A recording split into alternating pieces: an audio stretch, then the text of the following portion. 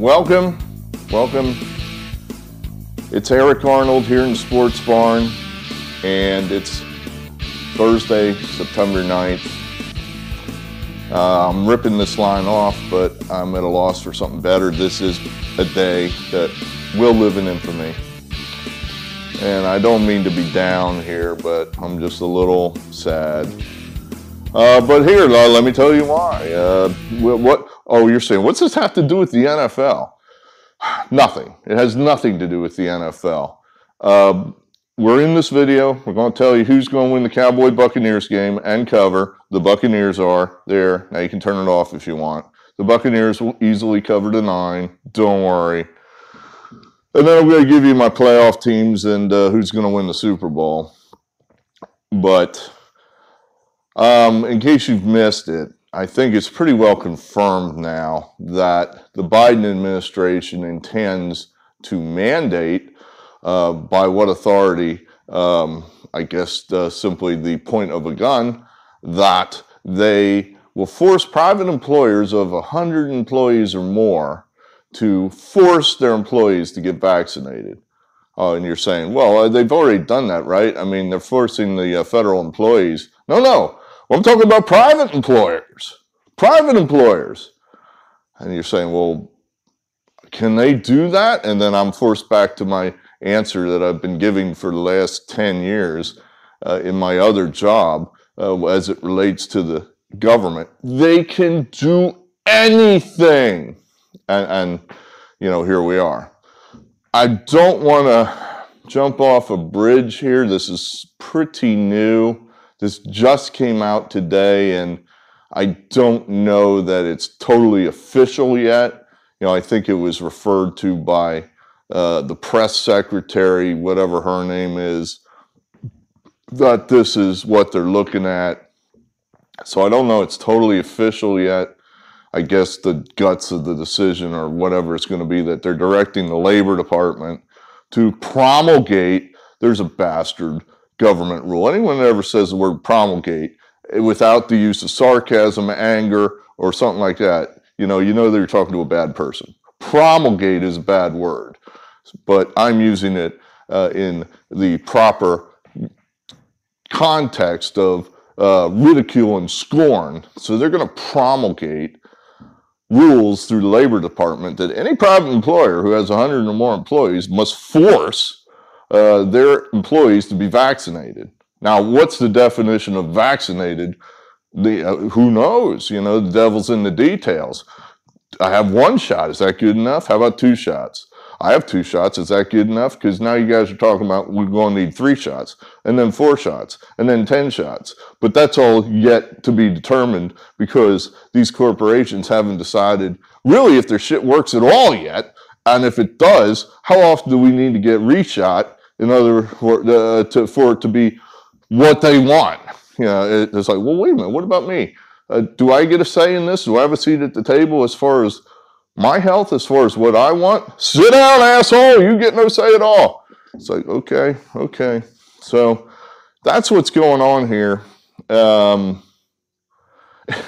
I don't want to jump the gun on this, but my first instinct when I saw this was, this is it. This is nothing less than a declaration of war. That's what this is. Joe Biden, the elites, the corporations are declaring war on the American people. This is it. This is the worst abuse of power since probably FDR stole Americans' gold almost 100 years ago. This is terrible. You're taking people that haven't been vaccinated and you're going to try to starve them. You're going to try to deny them gainful employment, starve them and their children. And again, you think about what they're attempting to do here. It's like, so, well, if you're really trying to punish them, then why would you let these people get on welfare? You know, why would you do that? Why don't you just deny them all support at all? Just say, nope, you're not eligible for any kind of government assistance. Not eligible for that. Just starve them.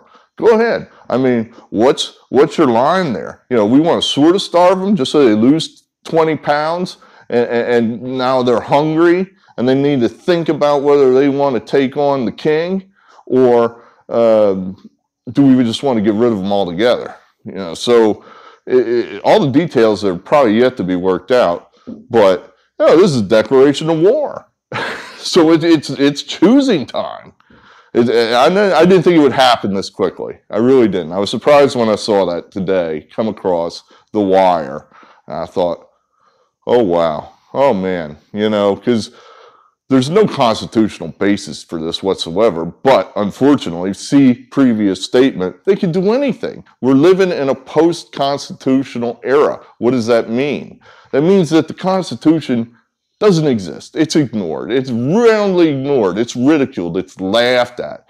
Why don't you go into an American courtroom with your little pocket Constitution and you talk to the lawyers and the judges in that courtroom about your rights and say, it says right here that I have the right to this, I have the right to that. Rights, rights, rights. You'll be lucky, damn lucky, if they don't laugh in your face. But I guarantee you they're going to laugh their asses off at you behind your back once you leave the room. I guarantee you that. Can you believe that rube that came in here today saying he had rights? Woo! Well, that's suckers born every minute. Yeah. You have no rights. There is no Constitution. The only right you have is at the point of a gun. And that's why we have our guns. Joe Biden, the guy who says that the AR-15 would be useless against the government. You know, tell that to the Taliban.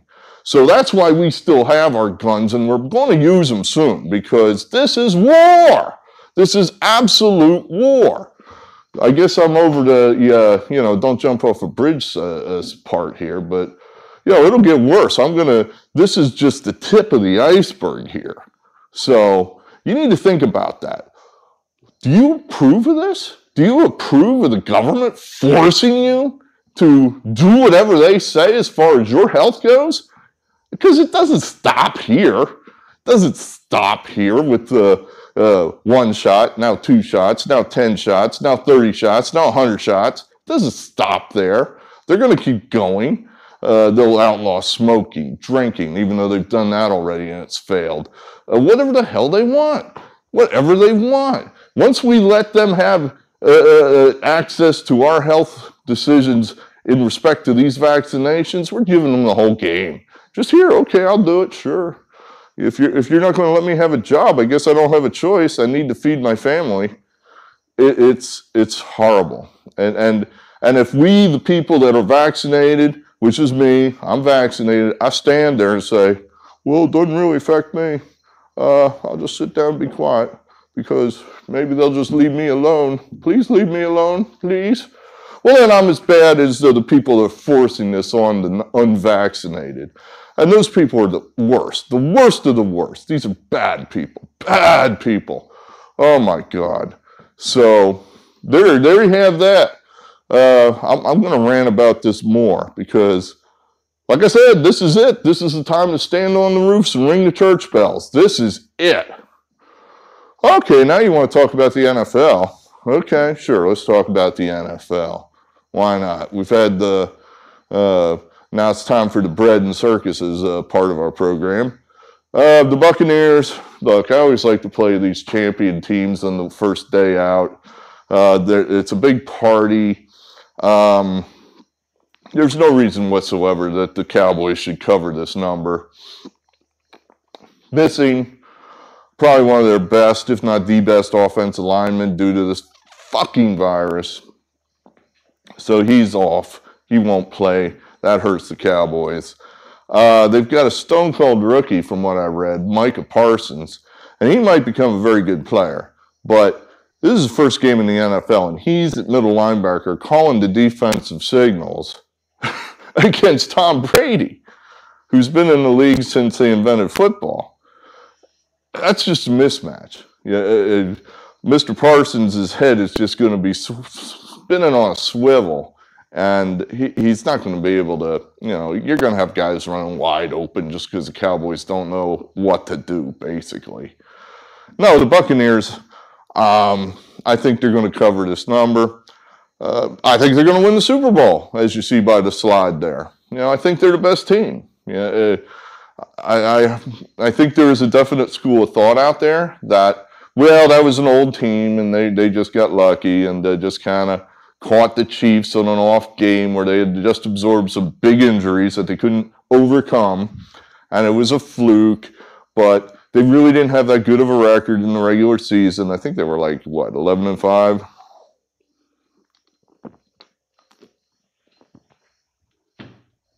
I mean, you know, it's a fair theory. I don't happen to agree with it. I think the Buccaneers, the second half of the season, were damn near unbeatable. And they won at New Orleans with Drew Brees. They won at Green Bay. You know, you say, well, so what? There were no fans. It's not like it was a real win. You know, I think the home field advantage is more than just the fans. You know, the Saints are used to playing in perfect conditions on that turf. They're used to that. The Packers are used to playing in cold, cold weather on that grass. They're used to that. So there's definitely something to be said that they won on those teams' fields in the playoffs. Then they won on their own field, of course, whether you think that's fair or not. But they did win on their own field in the Super Bowl, and they won easily. So I do think everybody's back for these guys. If Tom Brady was satisfied, he would have stopped somewhere before now. I think he just put him in there like Jordan. You know, just don't bet against this guy. You know, I learned my lesson last year. He stuck it up my ass last year. I was kind of thinking, well, without Belichick, maybe he'll just kind of wilt a little bit. And instead, it was perhaps Belichick that wilted a little bit. But Brady just keeps on rolling. So I'm not going to bet against him. I think they're going back, and I think they're going to win it. We got the Cowboys, Packers, Rams winning the divisions other than the Buccaneers. I threw in the Seahawks and the Panthers. I like the Panthers. I think they're going to have a breakout year. You got to put somebody different in there, right? I mean, there's always someone different in there. So if you're just going to repeat the same 6 teams over and over again, you'll never be right. So, and then in the AFC, we're going to put the Titans in there. I think that's a solid team. I think the Chiefs are going to take a step back this year. Andy Reid, the years in Philadelphia when he did not win the Super Bowl, he had a really bad year the next year. Now, he did not have Patrick Mahomes at quarterback then, but I think you could see the Chiefs just not quite being what they've been. We like the Bills, but we're not quite. Everybody's picking the Bills in the Super Bowl. I'm not sold on that yet. It may just be a little soon for them. Like the Browns. I mean, there's a lot of talent on that Browns team. A lot of talent. I like the Chargers. I think that's a team that's on the move. Now that they've got a home, I think they've got a better coach. They have a new coach.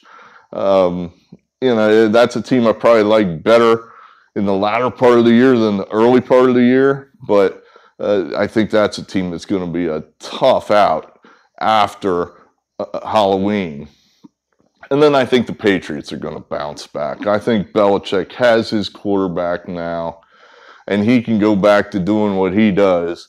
Playing that ball-controlled dink-dunk offense with tough defense. And I think he is going to be a factor again in some fashion. But ultimately, we think the Titans they're just, I think, have just a little more talent than some of these other teams. I just think they're going to emerge. I've really put not a lot of thought into it, frankly. This is more of a feel thing. I feel pretty good about the Buccaneers making the Super Bowl and winning it. I just picked the Titans. I have no idea if they're going to make it or not. So there you have it. Buccaneers tonight. Pay attention to this mandate, this employer mandate. I think they are serious about doing this. Let's put it this way. They're serious about doing it unless there's just people in the streets protesting it, unless there's absolute revolution over it. And then if there isn't, well, then then we really got trouble, because then it is a time to choose on which side of this you are. Are you on the right side or are you on the wrong side? I know what side I'm on. So, well, wish I had better news for you, but that's the news as it stands here today. So, I don't know when the next episode is going to be. We're going to try to get you the football picks here before the weekend. We'll do our best. I'm getting overwhelmed with work, and I'm starting to think something's got to go. Something's got to give, and frankly, the obvious answer is these videos. So we'll do the best we can. We'll try to get you these picks before game time over the weekend. But hey, great. Hey, what would help if, you know, you want picks, is it'd help if I had more than 20 views. You know, that makes it real easy. Click. You know, don't need that anymore in my life. Don't need that. All right, we'll talk later.